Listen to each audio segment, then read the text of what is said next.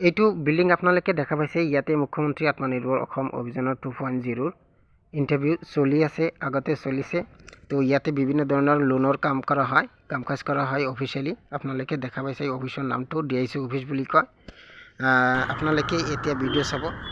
যেটো অফিচৰ ৰাস্তা এইটো হল কেঁচা ৰাস্তা অফিচৰ সন্মুখৰ ৰাস্তা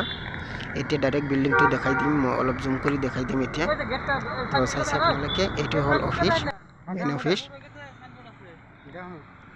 আৰু এতিয়া মই সাইনবোৰ্ডটো দেখাই দিম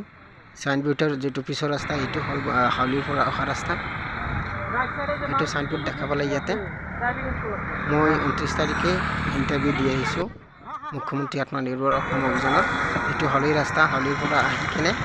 আপোনালোকে এই সাইনবোৰ্ডটো দেখা পাব ইয়াতে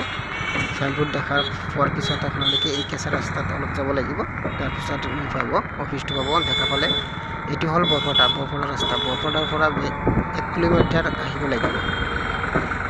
তো দেখা পালে মই 29 তাৰিখে দি আহিছো আৰু চলি আছে মোৰ চ্যানেলটো সাবস্ক্ৰাইব কৰি দিব ধন্যবাদ।